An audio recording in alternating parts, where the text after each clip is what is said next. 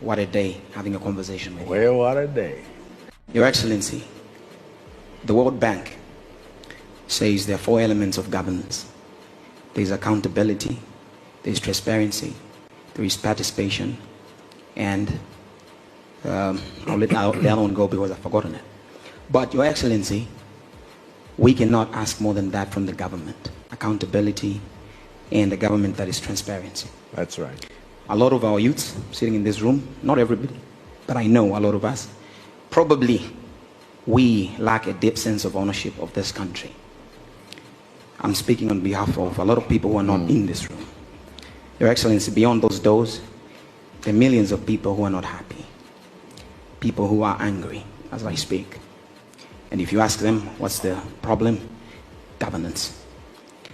We have been given an opportunity, now I'm talking to you, my fellow youths, today, to speak to this man. You will not get this opportunity again.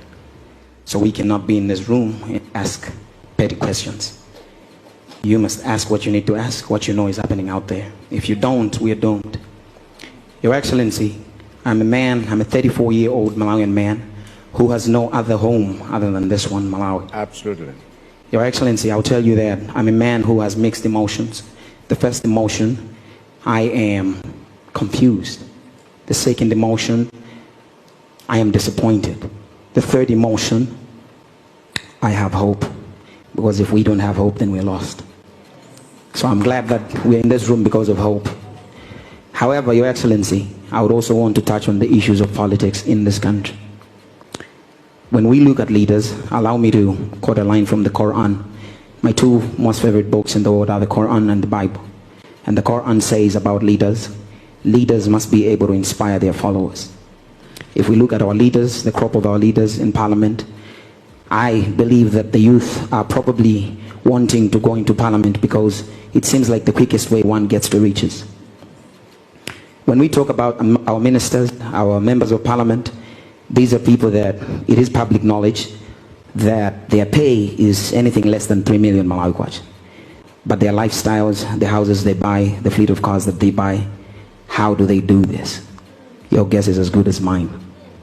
Your Excellency, I will also would like to tell you that every time when I travel out of this country, be it going to America or going to the UK for my music endeavors, there are so many youths that wants visas to run away from Malawi.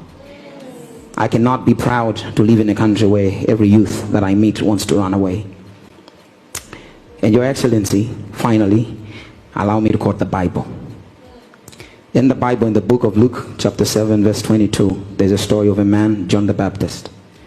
John was in prison and he sent his 2 disciples to have a conversation with Jesus. And in the conversation, they asked Jesus a simple question. Are you the one, or we should wait? And Jesus responded. He said, go and tell John what you've seen. The dead have been risen. The lame can walk. The blind can see. He did not say, I am the one.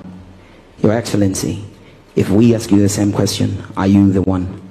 You should be able to just show and not explain.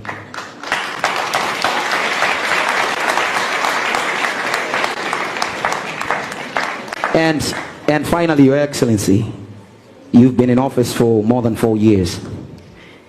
And you've never invited us here to have this conversation. I will say from the deepest part of my heart, we should be a people who are courageous and not afraid to ask the right questions in a room like this one.